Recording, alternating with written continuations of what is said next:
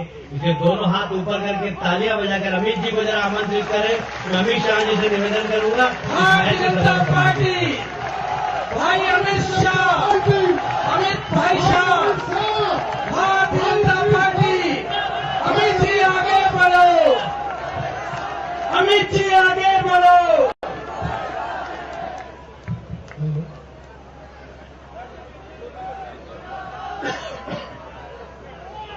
भारत माता की। मंच पर उपस्थित श्रीमान कैलाश विजयवर्गीय जी, हरियाणा के संगठन के प्रभारी श्री अनिल जैन जी, जिला के कार्यकारी अध्यक्ष श्री जगमोहन जी, हरियाणा विधानसभा में भारतीय जनता पार्टी के नेता आदरणीय अनिल विज जी, यहां के प्रत्याशी श्री असीम गोयल जी, इसी सीट से लोकप्रिय सांसद श्रीमान कटारिया जी, श्री जसबीर मलोर जी, फकीर चंद अग्रवाल जी, श्रीमती बीना चिब्बर जी, डॉक्टर संजय शर्मा जी और आज के कार्यक्रम में उपस्थित माताओं, भाइयों और बहनों, सबसे पहले तो सुबह से कार्यक्रम लगे थे, उसमें आप लोगों को काफी समय राह देखनी पड़ी है, इसलिए भारतीय जनता पार्टी की ओर से मैं क्षमा प्रार्थी हूं, बहुत देर हो चुकी। मित्रों, आने वाली 15 तारीख को हरियाणा में विधानसभा के चुनाव हो रहे हैं। 15 तारीख को हरियाणा का मतदाता तय करेगा कि इस हरियाणा में कौन से पक्ष की सरकार हो, किस व्यक्ति की सरकार हो। मगर मैं मानता हूं कि अभी अभी जो देश के जनरल इलेक्शंस हुए हैं, उसके अंदर भारतीय जनता पार्टी को भारी बहुमत से देश के लोगों ने और विशेषकर हरियाणा के लोगों ने जिताया है और देश में भारतीय जनता पार्टी की सरकार है।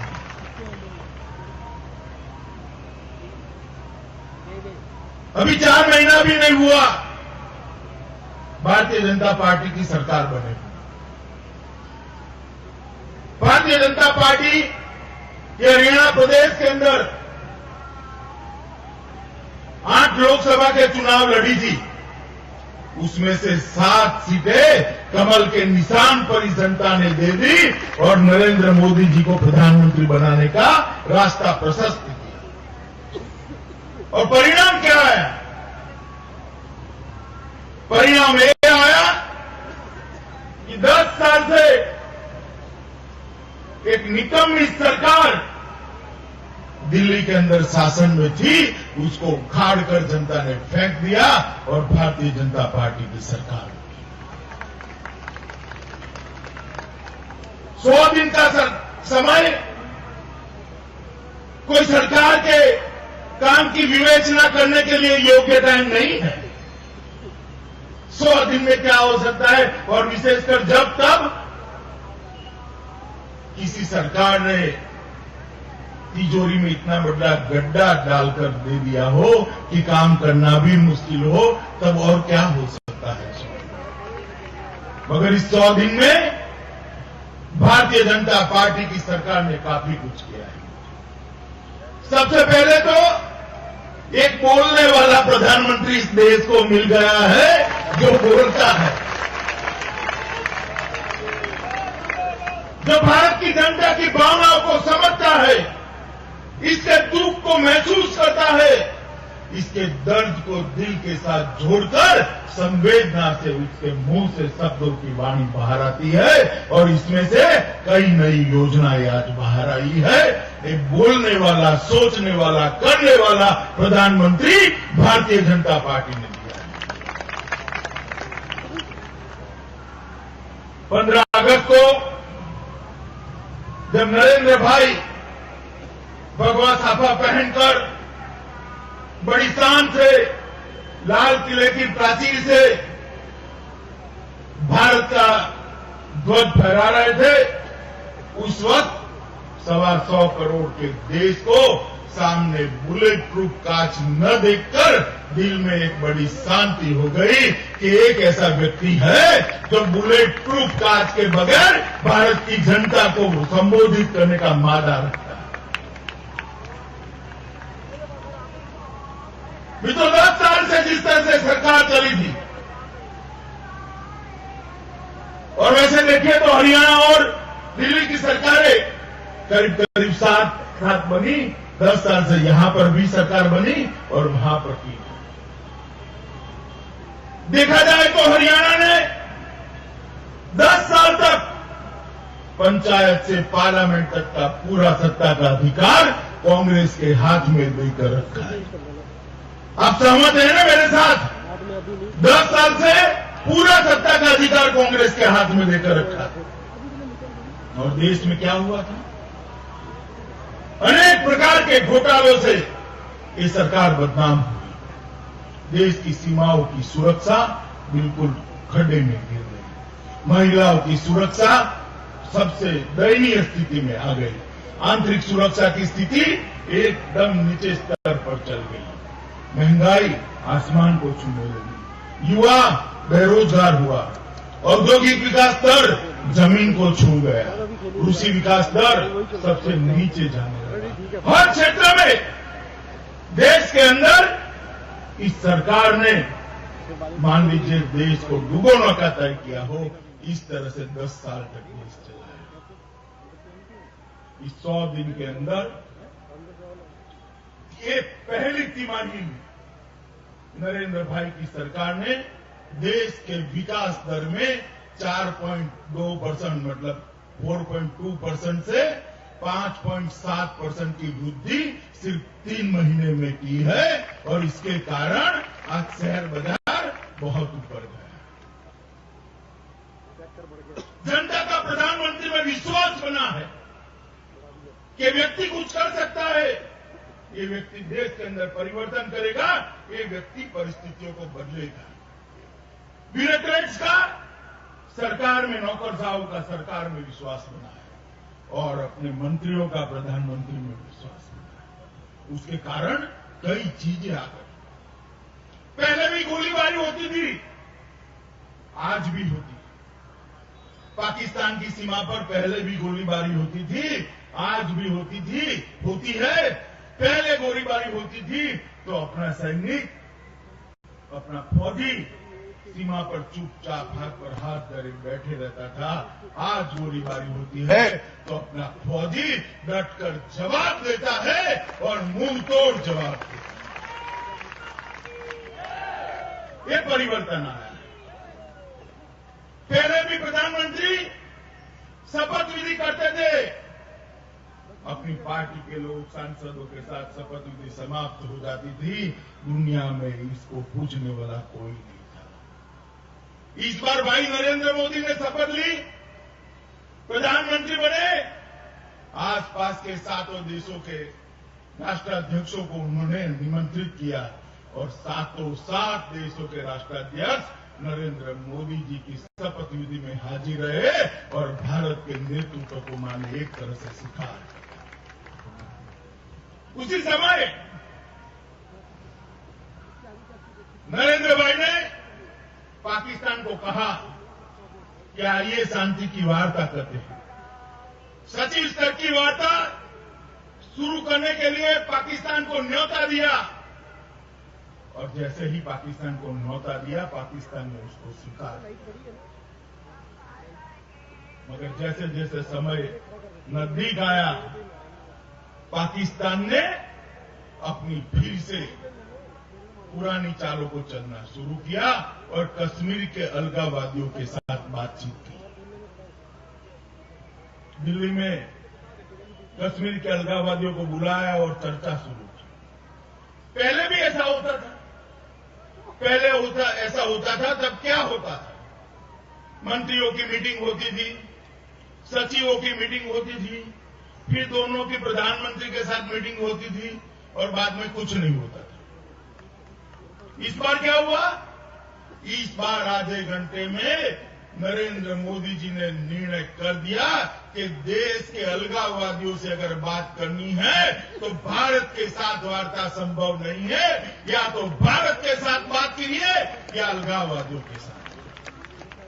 पहली बार भारत के प्रधानमंत्री ने डंके की चोट पर दुनिया को कहा है, हमारे लिए भारत का हित सर्वोच्च है, उसके बाद में सभी बात। नए बंदर बनाने की बात हो, बंदरगाह बनाने की बात हो, नए रोड बनाने की बात हो, नई मेडिकल यूनिवर्सिटी बनाने की बात हो, नए एम्स बनाने की बात हो, 100 नए स्मार्ट सिटी बनाने की बात हो, आज कई प्रकार के नए प्रशासनिक सुधार करने की बात हो। 100 दिन में इस सरकार ने बहुत किया है। हमारे यहां देश में बैंकों का राष्ट्रीयकरण किया गया था और कहा गया था कि अब गरीब के लिए बैंक खुल गए, मगर वो राष्ट्रीयकरण होने के 50 साल बाद भी 50% देश की जनता के पास अपना बैंक अकाउंट नहीं था। कोई घुसने नहीं देता था। 500 रुपया लोगे तो बैंक अकाउंट खुलेगा, इतना टर्नओवर होगा तो बैंक अकाउंट खुलेगा। नरेंद्र भाई ने जनधन योजना की शुरुआत की। 15 अगस्त को उसको लाल किले की प्राचीर से घोषणा की और आज देश में 5 करोड़ गरीबों के बैंक अकाउंट खुल चुके हैं और उनको 1 लाख का बीमा भी साथ में देने का काम। इसको कहते हैं मित्रों काम करने वाली सरकार। एक जमाना था जब हमारे प्रधानमंत्री देखते थे कि भाई अमेरिका क्या बोल रहा है, वो क्या बोल रहे हैं, उसके सुनने के लिए बेताब खड़े रहते थे। आज ये जमाना है कि अमेरिका के विदेश मंत्री आकर कहते हैं सबका साथ सबका विकास, ये बहुत अच्छा सूत्र। ये परिवर्तन हुआ, देश की स्वीकृति दुनिया में बढ़ी है। आप कल्पना कर सकते हैं कि देश का प्रधानमंत्री अमेरिका में जाए और यूएन असेंबली में गौरव से देश की हिंदी भाषा में भाषण देकर पूरी दुनिया को चकित कर दे कि हमारी भाषा में इतना दम है कि दुनिया को सुनना पड़े।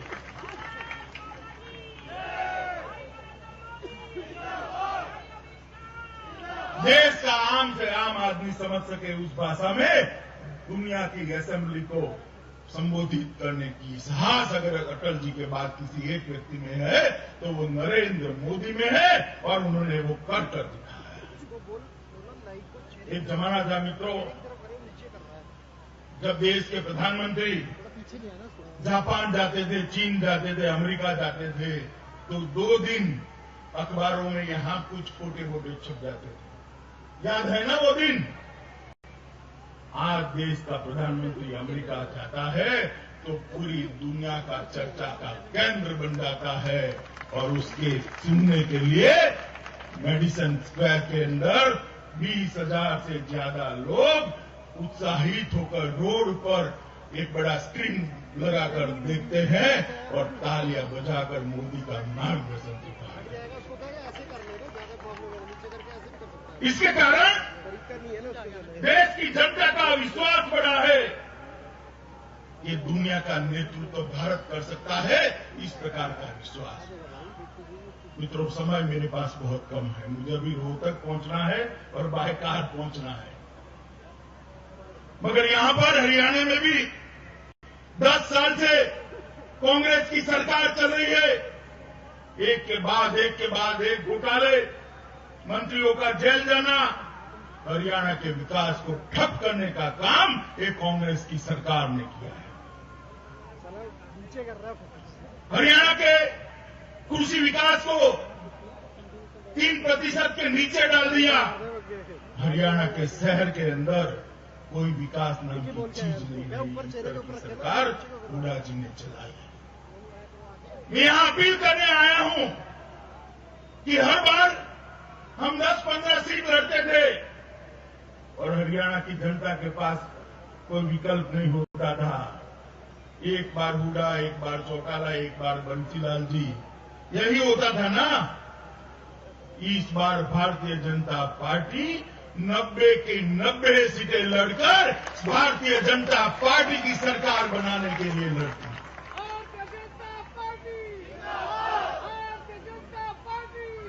हरियाणा की सरकार ने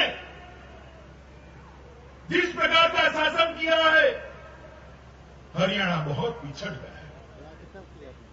जहां भारतीय जनता पार्टी की सरकार है वहां 24 घंटा बिजली पहुंच गई गांवों में, 15% कृषि विकास दर पहुंच गया। इतना बड़ा इन्वेस्टमेंट आया कि युवा बेरोजगार नहीं रहा। नए नए इंजीनियरिंग और मेडिकल के कॉलेज गांवों को सड़कों से जोड़ दिया गया है। रोजगारी के नए साधन उपलब्ध हुए हैं। कोई बीमार होता है तो 10 मिनट के अंदर एम्बुलेंस वहां पहुंच जाए, इस तरह की व्यवस्था करी है। क्या प्रभु की इच्छा है कि हरियाणा भी इस तरह से बने? इच्छा है? अगर इच्छा है तो भारतीय जनता पार्टी की सरकार बनाकर नरेंद्र भाई मोदी के हाथ मजबूत करना पड़ेगा। एक बड़ी अफवाह चलती है यहां पर कि चुनाव के बाद भाजपा और चौटाला जी साथ साथ आ जाए। मैं यहां स्पष्ट कर देना चाहता हूं कि चुनाव के बाद क्या होगा मुझे मालूम है मित्रों। चुनाव के बाद हमें किसी के समर्थन की जरूरत नहीं है। हम किसी का समर्थन नहीं लेंगे। भारतीय जनता पार्टी का मुख्यमंत्री शपथ ग्रहण करने जा रहा है। एक भ्रांति फैलाई जाती है कि चुनाव के बाद चौटाला जी साथ में आएंगे, हजका साथ में आएंगी। साथ में कोई नहीं आएगा। हरियाणा की जनता इस बार कमल के निशान के साथ में आएगी और पूर्ण बहुमत की सरकार बनाएगी। मैं आज अंबाला शहर की सीट से बोल रहा हूं। मैं कभी व्यक्तिगत बातें नहीं करता, राजनीति पर ही मेरा भाषण होता है। मगर मैं इतना जरूर कहना चाहता हूं, आपका वोट जाए या न जाए इसकी चिंता करिएगा। वोट ऐसी व्यक्ति को दीजिएगा जो जीतकर सरकार बनाने वाली पार्टी में बैठ सके, निर्दलीय रहकर इक्का दुक्का घूमकर अपनी दुकान चालू रखे। इस तरह के व्यक्ति को वोट मत दीजिए। आपको वोट देना है तो वोट बड़ा पवित्र है आपका। आपका वोट हरियाणा के विकास के लिए हो, आपका वोट सरकार बनाने के लिए हो, आपका वोट हरियाणा भारत के विकास में जुड़ जाए इसके लिए हो, आपका वोट भाई नरेंद्र मोदी के हाथ मजबूत करने के लिए हो। इस तरह से मतदान करें। मित्रों, आज भारतीय जनता पार्टी नरेंद्र भाई के नेतृत्व में कांग्रेस मुक्त भारत का अभियान छेड़कर आगे बढ़ रही है। कांग्रेस मुक्त भारत तभी हो सकता है जब हरियाणा कांग्रेस से मुक्त हो जाए। और हरियाणा को कांग्रेस से मुक्त करना है तो हरियाणा की जनता के लिए और कोई विकल्प नहीं है भारतीय जनता पार्टी के अलावा। इस बार हम 90 की 90 सीट पर हरियाणा की जनता के आशीर्वाद मांगने आए। हरियाणा को हम विकसित देखना चाहते हैं। हम चाहते हैं कि जमीनों के दाम बढ़े तो कोई दामाद को न मिले, कोई बिल्डर को न मिले, हरियाणा के किसान को मिले। हम चाहते हैं कि हरियाणा का किसान आबाद हो। हम चाहते हैं कि हरियाणा का खुदरा व्यापारी आबाद हो, हम चाहते हैं कि हरियाणा के अंदर भी 5-6 नए अच्छे स्मार्ट सिटी बन जाए और हरियाणा दुनिया के नक्शे पर चमक जाए। मगर ये सब करना है तो काम करने वाली एजेंसी शुद्ध चाहिए, और वो तभी हो सकती है जब भारतीय जनता पार्टी को आप विजयी बनाएंगे। मित्रों, लंबी कोई बात करनी नहीं है। मोदी जी ने एक विकास की यात्रा शुरू करी है। सफाई अभियान हो या बेटी बचाओ हो, जन धन योजना हो या सीमाओं को सुरक्षित करने की बात हो, मेक इन इंडिया से भारत को मैन्युफैक्चरिंग क्षेत्र में दुनिया में सबसे ऊपर ले जाने की बात हो, या विदेश नीति में भारत का गौरव पुनः प्रस्थापित करने की बात हो, हर क्षेत्र के अंदर 4 मास के अंदर मोदी सरकार ने बहुत किया है, मगर बहुत करना बाकी है। उसके लिए हमें अच्छे राज्यों में अच्छी सरकारें चाहिए। आप एक बार भारतीय जनता पार्टी को आशीर्वाद दे दीजिए। आने वाले दिनों में मोदी जी के नेतृत्व में हम हरियाणा को भी देश का नंबर 1 राज्य, 7 अर्थ में नंबर 1 राज्य बनाकर आपको दिखाएंगे। मित्रों, ज्यादा लंबी बात नहीं करनी है।